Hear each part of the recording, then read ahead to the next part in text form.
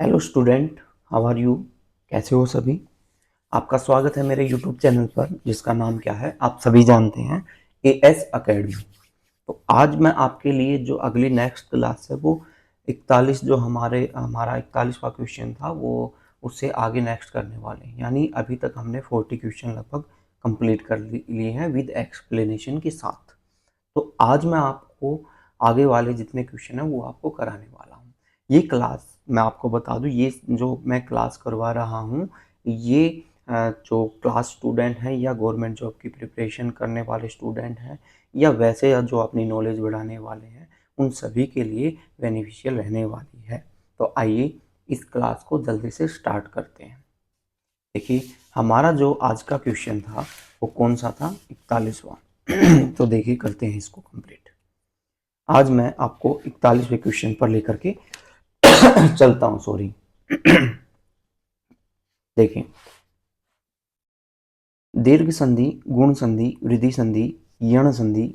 आपको थोड़ा हाथ जूम करके दिखा देता हूं मैं। देखिए, दीर्घ, गुण, वृद्धि, यण व अयादि संधि संधि के किस मूल भेद के अंतर्गत आते या सन्निहित होते हैं?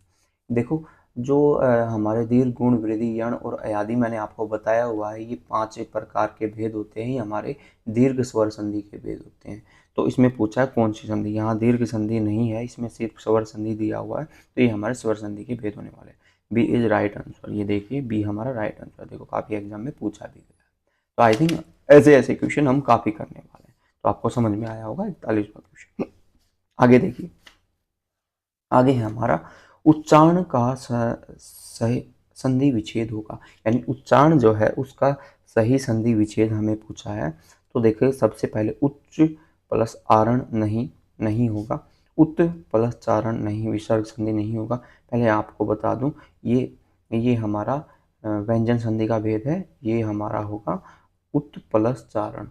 यानी उच्च प्लस चारण, ये दोनों तो विसर्ग संधि के भेद हैं, ये नहीं होंगे। उच्च होता नहीं है, उत होता है ना। तो देखिए, मैं आपको समझा देता हूँ उच्चारण कैसे, मतलब इसको हम सोल्व कर सकते हैं। मैंने लिखा चारण। क्या लिखा मैंने? उच्चारण। उच्चारण का जो सही संधि विच्छेद होगा उत, उत प्लस चारण। क्या होगा? उत प्लस चारण। ये कैसे होगा और किस नियम से होगा, ये सबसे पहले मैं आपको बता दूं। ये हमारी व्यंजन संधि है। कौन सी संधि है? व्यंजन संधि। ठीक है, ये व्यंजन संधि रहने वाले उत प्लस चारण।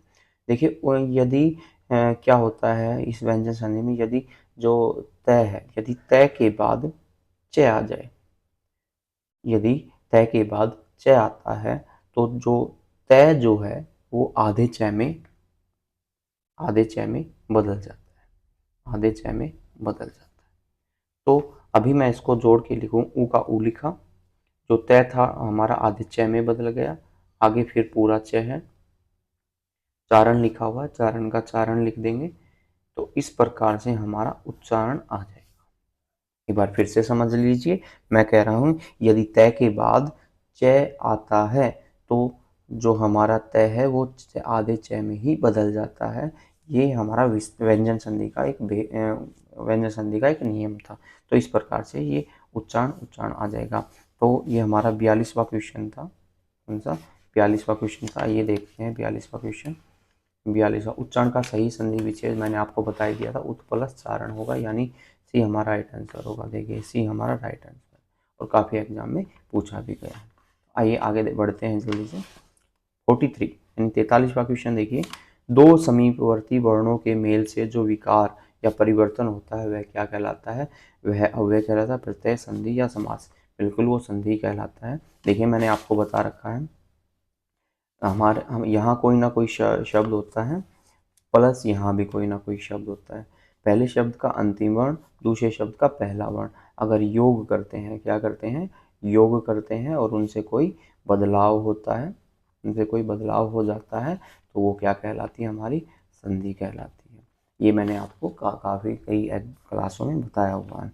तो यहाँ भी यही लिखा हुआ है। ये देखिए, दो समीपवर्ती वर्णों के मेल से जो विकार, समीपवर्ती जैसे समीपवर्ती जो निकट के, पास के वर्णों से जो मेल से जो विकार होता है, योग से जो विकार होता है, बदलाव होता है, वही तो संधि कहलाती है। तो इसमें भी तो यही कहा गया है। तो आइए आप हम आगे बढ़ते हैं। तो आइए आपको समझ में आया होगा। आगे देखते हैं 44वां क्वेश्चन। देखिए 44वां जो क्वेश्चन है वो है गोह प्लस चरती। गोह प्लस चरती का अगर हम जोड़े तो ये होगा गोश चरती। गोश चरती यानी गोश चरती का मतलब होता है गाय का चरना, गाय का चरना। तो देखिए मैं आपको सोल्व करके दिखाता हूँ ये किस प्रकार से हमारा आएगा। देखो दिख रहा होगा आपको, गो प्लस चरती, मैंने लिखा गो प्लस चरती। अगर हम इसको जोड़ें तो इसका आएगा गो, इसका बन जाएगा शय और चय रहती, ऐसे बना देंगे। और ये किस प्रकार से आया है इसको समझना है आपको। पहले मैं बता दूं यहाँ विसर्ग है, तो ये विसर्ग संधि हमारी होने वाली। कौन सी संधि होने वाली है? विसर्ग संधि होने वाली है। तो आइए इसको सोल्व करते हैं गोश चरती को। देखो विसर्ग संधि में क्या होता है, यदि विसर्ग के बाद, मैंने कल भी बताया था, विसर्ग के बाद चय या क्या हो, छय, चय या छय हो जाए हो, तो विसर्ग जो है वो किस में बदल जाता है? तालव्यस्कार में बदल जाता है। तालव्यस्कार, वो भी आधा हलंत के साथ, आधे से यानी तालव्यस्कार में बदल जाता है। तो अब हम इसको जोड़ सकते हैं। गो का गो लिखा, देखिए, और विसर्ग का हमने आधा शय लिखा, ठीक है। आगे चरती लिखा हुआ है, चरती का चरती लिखा। तो इस प्रकार से गोश चरती, ये देखो गोश चरती हमारा आ गया। ये हमारा विसर्ग संधि का भेद था, मैंने आपको बता दिया है। फिर से एक बार देख ले, अगर विसर्ग के बाद चय या छय हो, चय या छय हो, तो विसर्ग जो है तालव्यस्कार में बदल जाता है। ये एक नियम है। ये हमारा जो क्वेश्चन था ये था हमारा 44 यानी 44वां हमारा क्वेश्चन था, जो आपको अच्छे से समझ में आया होगा। तो गोश चरती, गोश चरती, गोश चरती, गोश, देखो तालव्यस्कार यहाँ है, तो सी हमारा राइट आंसर हो जाएगा। देखिए सी हमारा राइट आंसर। आगे है उच्छ्वास। उच्छ्वास क्या होता है? उच्छ्वास होता है गहरी या लंबी श्वास, गहरी या लंबी श्वास। तो उच्छ्वास का मतलब आप समझ गए, लंबी सांस, गहरी सांस। अच्छा, इसका सही संधि विच्छेद। अब सही संधि विच्छेद आप देखिए क्या करते हैं, इसको समझते हैं। गोश उच्छ्वास को मैंने लिखा उ, देखिए आपको दिख रहा होगा, उ चय आधा, छय आधा, वा और से, उच्छ्वास। उच्छ्वास जो होता है, अगर हम इसका संधि विच्छेद करते हैं तो ये आ जाएगा उत् प्लस श्वास। क्या आ जाएगा? उत् प्लस श्वास। तो इतना तो आपको आई थिंक समझ में आया होगा, उत् प्लस श्वास, कि मैंने ये कैसे लिखा। और हर बार मैं उत ही क्यों लिख रहा हूँ?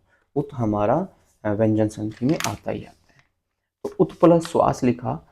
ये सबसे पहले तो हम जान लेंगे कि यहाँ आधा है, यानी जो भी व्यंजन है वो आधा है। तो यहाँ आधा स्वर यानी जो होता है वो आधा होता है, वो किस में होता है? व्यंजन में होता है। कि व्यंजन में जो भी हलंत के साथ आती है वो स्वर की सहायता से बोले जाते हैं। तो इसलिए हम इसको व्यंजन संधि का ये भेद है, व्यंजन संधि का भेद है। ये दोनों प्रकार के क्वेश्चन मैं आपको समझा रहा हूँ। अगर इस प्रकार का क्वेश्चन आ जाए तो हम डायरेक्ट इसमें बता सकते हैं कि ये हमारा व्यंजन संधि का भेद है। लेकिन देखिए आगे ये उत प्लस श्वास है, इसको सोल्व कैसे करेंगे? देखिए, जो इसका जो नियम है वो ये है, यदि तय का योग शय के साथ हो जाए, किसके साथ? तालव्यस्कार के साथ हो जाए, यदि तय का योग शय के साथ हो जाए तो जो तय जो तय है वो हमारा चय में बदल जाएगा। किसमें? चय में, आधे चय में। और जो शय है वो हमारा छय में बदल जाएगा। किसमें? छय में बदल जाएगा। ये बहुत सारा इंपॉर्टेंट नियम है आपके, जो आपको आने चाहिए। देखिए, तय का योग शय के साथ हो जाए, तालव्यस्कार के साथ हो जाए, जो तो तय जो है वो चय में बदल जाता है, और स्वयं सय जो है वो छय में बदल जाता है। आइए इसको जोड़ते हैं। ऊ का ऊ लिखा, तय हमारा किस में बदल गया?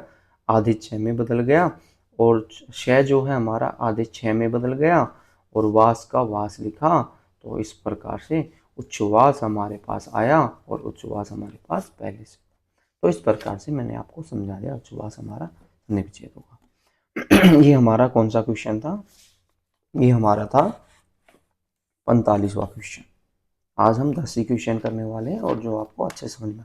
तो उत प्लस श्वास कहाँ है? उत प्लस श्वास, D option right. Yes, D हमारा राइट आंसर। आगे देखिए पवन, पवन का संधि विच्छेद। फिर से पवन का हम संधि विच्छेद, ये तो बहुत आसान है क्योंकि स्वर संधि के भेदों में से है। मैंने लिखा पवन। पवन आप समझते हैं, पवन वायु वेग, जो भी हम हवा जिसको कहते हैं वो पवन होता है। तो पवन जो है, पवन का अगर हम संधि विच्छेद करें तो पो प्लस क्या होगा? पो प्लस अन होगा। पो प्लस अन होगा। ये तो हमारा हुआ संधि विच्छेद की बात। और ये हमारी पहले तो हमें लिखना होगा कि ये स्वर संधि का भेद है। और स्वर संधि में भी किसका भेद है? ये हमारी अयादी संधि का, अयादी संधि का भेद है। किसका? अयादी संधि का, अयादी संधि का भेद है। ये आपको याद रखना। अब अयादी संधि में क्या होता है भाई? अयादी संधि में होता है ए आई ओ या औ का योग किसके साथ होता है? कोई भी स्वर के साथ। किसके साथ? कोई भी स्वर के साथ होता है। तो ए जो है वो आई में बदल जाता है। इसमें आई में बदल जाता है। आई जो है आई में बदल जाती है। ये आई में बदल जाती है। और ओ जो है वो हमारा औ में बदल जाता है। और औ जो है वो आओ में बदल जाता है। ये आपको याद रखना है। ये हमारा अयादी संधि का नियम है। तो देखिए ओ, यहाँ क्या आया है? पो प्लस अन। देखिए पै मैंने निकाला, इसमें से मूल स्वर तो पै ही है, हमने निकाल लिया। इसको आधा करके हमने इसमें से ओ निकाल लिया। क्या निकाल लिया? ओ निकाल लिया। आप देख पा रहे होंगे ओ मैंने कैसे निकाला। ओ का मैंने वर्ण विच्छेद कर दिया। तो मैंने इस प्रकार से प्लस का प्लस, ए का ए लिखा, प्लस न का न लिखा। आया समझ में? अब हमारी जो संधि हो रही है वो कहाँ हो रही है आप खुद देखिए। मैं आपको रेड पेन से दिखा देता हूँ अगर होगा तो मेरे पास। देखो संधि जो है वो इनके बीच हो रही है। देखिए ओ का योग ए के साथ। देखो ओ का योग ये रहा ओ, इसका कोई भी स्वर के साथ ए ई उ ए आई ओ औ किसी भी 11 स्वर के साथ हो जाए तो औ में बदल जाता है। तो किस में बदल जाता है? ये औ में बदल जाता है भाई। राइट। तो अब हम क्या करने वाले हैं? हम इसको जोड़ने वाले हैं। पै का पै लिखा, लेकिन ये तो हलंत के साथ था भाई। लेकिन हलंत के साथ ना करके हम इसका जोड़ किसके साथ करवाते? ए के साथ। तो ये पूरा हो गया, क्योंकि जब भी व्यंजन के साथ स्वर जुड़ता है तो वो पूरा हो जाता है। तो हमने पूरा पै लिख दिया। उसके बाद वह लिखा हुआ है, वह का वह लिख दिया भाई। अब लास्ट में हमारा न बचा हुआ है, न का न लिख दिया भाई। तो इस प्रकार से पवन हमारा आ गया। देख लीजिए O plus on. I think आपको ये समझ में आया होगा। ये हमारा 46वां क्वेश्चन था। अब हम जल्दी से आगे बढ़ते हैं। 47वां क्वेश्चन हमारा। 47वां जो क्वेश्चन है वो देख लीजिए क्या है। अच्छा मैं आपको 46वां क्वेश्चन बता दूं। पवन, पवन का जो संधि विच्छेद होगा वो क्या होगा? पो प्लस अन। डी हमारा राइट आंसर। डी हमारा राइट आंसर। आगे देखिए निम्नलिखित शब्दों में से किसमें स्वर संधि, किसमें स्वर संधि, स्वर संधि है? स्वर संधि क्या बताना है? तपोगुण, तपोगुण, तपह प्लस गुण, ये तो विसर्ग संधि है। तपह प्लस गुण तपोगुण, ये तो विसर्ग संधि होगी भाई। रामायण, राम प्लस अयण, रामा आ गया देख लो। ये हमारा दीर्घ संधि का नियम है। रामायण। अतएव, अतएव, अतएव को समझो। अतएव का आएगा हमारा अतः प्लस एव, विसर्ग संधि का वो है उदाहरण। सज्जन, सत प्लस जन, ये हमारा व्यंजन संधि का नियम है। अगर आपको समझना है तो मैं समझा सकता हूँ इसको, वरना हमारा राइट आंसर तो आ ही गया कि इसमें स्वर संधि पूछी थी। तो रामायण में दीर्घ स्वर संधि है, तो डी बी हमारा राइट आंसर हो जाएगा। देख लीजिए। फिर भी आपको अगर अच्छे से नहीं समझ में आया तो एक बार मैं समझा देता हूँ। इसमें पहला लिखा हुआ है तपोगुण। तपोगुण, तपोगुण जो है, तपै प्लस गुण के योग से बना है। जो हमारा विसर्ग संधि का भेद है, नहीं विसर्ग संधि का उदाहरण है तपै प्लस गुण। नेक्स्ट लिखा हुआ था, क्या लिखा हुआ था? रामायण रामायण रामायण रामायण। जो रामायण है वो राम प्लस आयन के योग से बना है, राम प्लस आयन के योग से बना है। इस प्रकार से रामायण आ जाएगा। ये दीर्घ संधि का उदाहरण है, यानी हमारा कौन सी संधि रहने वाली है? दीर्घ स्वर संधि, दीर्घ स्वर संधि। और ये हमारा जो भेद था ये हमारा विसर्ग संधि का उदाहरण था। अब तीसरा क्या दे रखा है? तीसरा है अतएव। अतएव देखिए, अतएव, अतएव को कैसे करेंगे? अतः प्लस एव। ये हमारा विसर्ग संधि का ही भेद होने वाला है, विसर्ग संधि का ही उदाहरण होने वाला है अतएव। समझे? और लास्ट इसमें दे रखा है सज्जन। लास्ट डी ऑप्शन इज सज्जन। सज्जन देखिए, से जय न, सत प्लस जन के योग से बना है। यहाँ देखो हलंत के साथ है, तो इसलिए हमारा ये कौन सी संधि होने वाली है? व्यंजन संधि। व्यंजन संधि का उदाहरण है। तो हमसे ये ही पूछा था इसमें कि किस में स्वर संधि है, तो स्वर संधि हमारी सिर्फ और सिर्फ रामायण में है। ठीक है, राम प्लस अयन में है। तो हमारा 48वां क्वेश्चन देखिए, आइए जल्दी से 48वां क्वेश्चन करते हैं। 48वां अन्वेषण दिखा आपको। अन्वेषण का शुद्ध संधि विच्छेद। अब हमें शुद्ध बोल दिया, शुद्ध का मतलब वही है, संधि विच्छेद भी करना है। अन्वेषण का मीनिंग क्या होता है? अन्वेषण का मीनिंग होता है खोज या छानबीन करना, या वो रिसर्च करना, है ना, वो होता है अन्वेषण का मतलब। अब शुद्ध संधि विच्छेद बताना है। शुद्ध संधि विच्छेद क्या होगा? अनु प्लस वेषण। क्या होगा? अनु प्लस वेषण होगा, या अनु प्लस ण होगा, अनु प्लस ण होगा, वर्ण होगा, या अनु प्लस एषण होगा।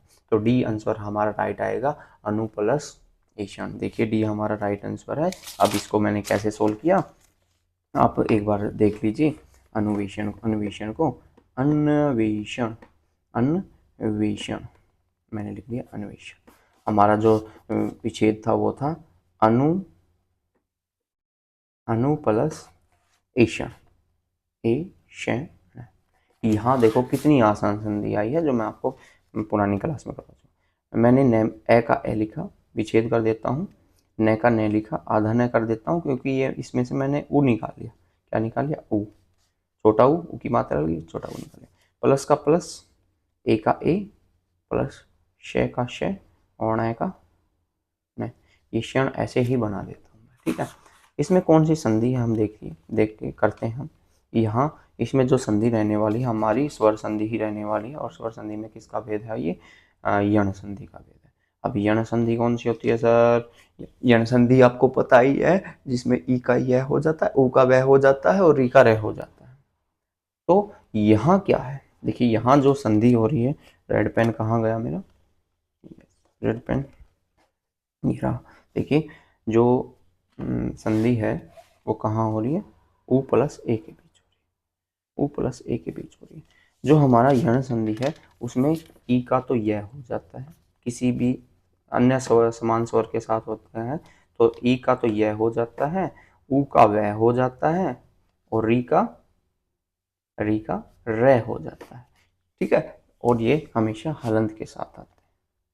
ठीक है, किसमें? यण संधि में। अब देखिए इसको समझिए, जो ऊ है, ऊ का तो क्या हो गया? ऊ का क्या हो गया? वह हो गया। इधर देखिए वह हो गया, और ए इसके साथ आया है। ए क्या आया है? इसके साथ आया है। ठीक है, अगर हम इसको जोड़ें तो वे नहीं बन जाएगा क्या? मुझे बता दिए, इसका इसकी मात्रा इस पर नहीं लगा दी जाएगी। तो हम अब हम इसको जोड़ते हैं। ए का ए लिखा, न का न लिखा, लेकिन जो ये न था ये आधा न है, हमने पूरा लिख दिया, ये ऐसे नहीं आएगा। ए का ए लिखा, आधा न का आधा न लिखा। समझे? आगे इन दोनों का जोड़ से हमने बना लिया, वे बना लिया, और क्षण का क्षण बचा है। तो इस प्रकार से अन्वेषण, खोज, छानबीन, है ना, अन्वेषण का अन्वेषण हमारे पास आ गया। आई थिंक आपको समझ में आया होगा। और ये यण संधि का उदाहरण है। ये हमारा अन्वेषण कौन सा था? 48वां। तो 48वां क्वेश्चन हमने कर लिया है। डी हमारा राइट आंसर होगा। ये देखिए 48वां क्वेश्चन बहुत सारे एग्जाम में आया। काफी एग्जाम है आपके लिए, बहुत ज्यादा इंपॉर्टेंट है। अब आगे देखिए उड़ियन। उड़ियन देखिए, उड़ियन का मीनिंग क्या होता है? उड़ियन का मीनिंग आपको पता ही है, आकाश में उड़ने की क्रिया करने वाला कोई भी पक्षी उड़ियन। देखिए उड़ियन को समझिए, मैंने लिखा उड़ियन, उड़ियन। और उड़ियन का जो संधि विच्छेद होगा वो होगा उत प्लस डयन, उत प्लस डयन, ये होगा। और ये हमारी कौन सी संधि है? मैंने आपको बता रखा है, जो उत प्रत्यय के नीचे अलंत आ गया तो ये हमारी व्यंजन संधि है, क्योंकि व्यंजन संधि में किसी दूसरे वर्ण की सहायता नहीं ली जाती। व्यंजन संधि का उदाहरण है, अगर व्यंजन संधि आ जाए तो आप ऐसे टिक कर सकते हो। अच्छा आगे इसका जो नियम है वो क्या कहता है? यदि तय या द के बाद, देखो फिर से समझो, तय या ड के बाद, सॉरी तय या द के बाद, द दवात वाला द के बाद ड आता है तो जो तय है वो ड में ही बदल जाता है। किस में बदल जाता है? ड में ही बदल जाता है। किस में बदल जाएगा? ड में ही बदल जाएगा। तो हमने उ का उ लिखा, ड का ड लिखा, तय हमारा ड में बदल गया था, और आप फिर से हमने ड लिखा, ये पूरा हो गया, ये आधा हो गया, और यह का यह लिखा। इस प्रकार से उड़ियन हमारे पास आ गया। ये हमारा व्यंजन संधि का नियम कहता है। फिर से समझ लिए, तय या द के बाद ड आ जाए तो तय जो है वो ड में ही बदल जाता है। ठीक है, तो उड़ियन इस प्रकार से आ जाएगा। ये हमारा 39वां क्वेश्चन, 49वां क्वेश्चन था, सॉरी। तो उत प्लस डयन कहाँ है? उत प्लस डयन ये रहा, उत प्लस डयन, ए राइट आंसर, ये हमारा राइट आंसर होगा। आगे है श्रद्धानंद। श्रद्धानंद का देखिए, हमारा लास्ट क्वेश्चन है श्रद्धानंद। मैंने लिखा श्रद्धा, श्रद्धानंद, दिख रहा है आपको? श्रद्धानंद, श्रद्धानंद लिख दिया। अब श्रद्धानंद का जो विच्छेद होगा वो होगा श्रद्धा, श्रद्धा प्लस आनंद, आनंद में जीवन जीना चाहिए आपको। तो इसका मीनिंग क्या होता है श्रद्धानंद का? देखो किसी भी ऋषि मुनि, जो भी हमारे वेद पुराण लिखते थे, या जो भी हमारे पुराने जो गुरुजन थे, उनके आगे श्रद्धानंद जरूर लगा देखा होगा। देखो जो व्यक्ति, जो पुरुष आस्था में खुशी से विश्वास रखता है ना, खुशी से, यानी श्रद्धा का मतलब तो यहाँ हम लगा सकते हैं आस्था या विश्वास, और आनंद का मतलब प्रसन्नता या खुशी से लगा सकते हैं। तो खुशी के साथ आस्था में जीवन व्यतीत करने वाला व्यक्ति श्रद्धानंद होता है। तो देखिए इसका श्रद्धानंद। अब देखिए यहाँ कितना आसान है, यहाँ संधि कौन सी है? और सबसे आसान संधि बन रही है, क्योंकि यहाँ आया है और यहाँ भी आया है, और आ के मिलने से आ ही बनता है, वो हमारा दीर्घ संधि में बनता है। तो इस प्रकार से हमने श्रेय का श्रेय लिखा और दा का दा लिखा। ठीक है, ये दोनों को मिलने से आ की ही मात्रा आ जाएगी, और नय का नय लिखा और दे का दे लिखा। यहाँ अनुस्वार था, अनुस्वार का अनुस्वार लगा दिया। इस प्रकार से श्रद्धानंद का श्रद्धानंद बन गया। तो आई थिंक आपको श्रद्धानंद की संधि आई होगी, ये दीर्घ संधि थी हमारी। तो हमारा 50वां क्वेश्चन था, श्रद्धा प्लस नंद का संधि विच्छेद क्या होगा? श्रद्धा प्लस आनंद, श्रद्धा प्लस आनंद, शरद प्लस, ये रहा बी आंसर इज हमारा राइट, बी आंसर राइट। तो आई थिंक आपको समझ में आया होगा श्रद्धानंद। हमने 50 क्वेश्चन बहुत अच्छे तरीके से सोल्व कर लिए। तो इसी के साथ मैं इस क्लास को विराम देता हूँ, हाथ जोड़ के प्रणाम करता हूँ। जय भारत, जय जवान, जय किसान और जय विद्यार्थी। धन्यवाद।